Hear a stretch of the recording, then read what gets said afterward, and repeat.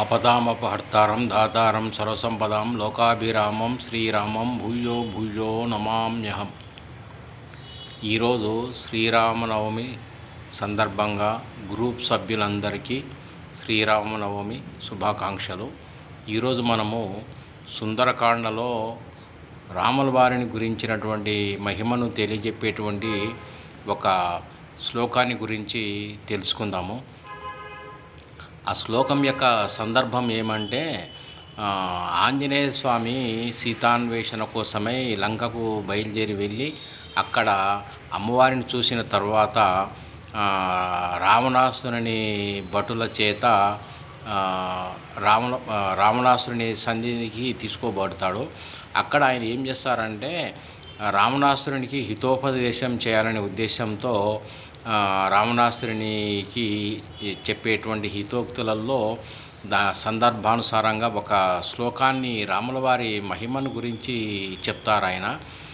ఆ శ్లోకం అంటే, సర్వాన్ లోకాన్ సుసంహృత్య సభూతాన్ సచరాచరాన్ పునరేవ తదా సృష్టుం శక్తో రామో మహాయశాః.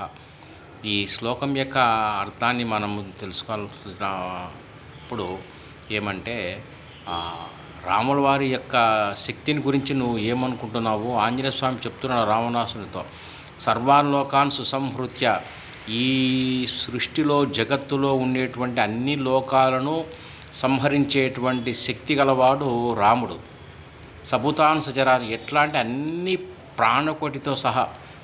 పునరేవ తదా సృష్టం శక్తో రామో మహాయశః, అంటే మళ్ళీ ఆయనకు మనసు అయితే యథాశక్తిగా మళ్ళీ ఏదైతే సంహరించినటువంటి ప్రాణకోటి ఉందో దానిని మళ్ళీ పునర్జీవితం చేసేటువంటి శక్తి కూడా ఆయనకు ఉంది. అటువంటి మహానుభావుడు రాముల వారు. కాబట్టి ఇప్పటికైనా మించిపోయింది ఏం లేదు. సీతమ్మ వారిని నీవు రాముల వారి సన్నిధికి తీసుకొని పోయి ఆయన పాదాలను ఆశ్రయించు, నీకు మంచి జరుగుతుంది అని చెప్తాడు. అదే కాకుండా రాముల వారు కూడా కృష్ణ పరమాత్ముడు ఏ విధంగా అయితే అనన్యాచింతయంతో మాం అనేటువంటి శ్లోకంలో భక్తునికి అభయప్రదానం చేసినాడో, అట్లే రాముల వారు కూడా యుద్ధకాండలో ఒకానొక సందర్భంలో సకృదేవ ప్రపన్నాయ తవాస్మి తిచయాచతే అభయం సర్వభూతేభ్యో దదాం ఏతద్వ్రతం మమ అని తన యొక్క అవతార ప్రయోజనాన్ని నిగూఢంగా తెలియజేసినాడు. అంటే ఎవరైతే రామా నేను నీ వాడిని, నిన్ను శరణు వేడుతున్నాను, నన్ను రక్షించు అని ఎవరైతే నన్ను శరణు కోరుతారో అటువంటి వారిని రక్షించడమే నా వ్రతమని ఆయన కూడా తన అవతార ప్రయోజనాన్ని తెలియజెప్పుకున్నారు. కాబట్టి అటువంటి మహానుభావుడైనటువంటి సాక్షాత్తు విష్ణుదేవుడైనటువంటి రాముల వారి యొక్క మహిమను మనము ఈ రెండు శ్లోకాల ద్వారా తెలుసుకునే పరిస్థితి ఉంది.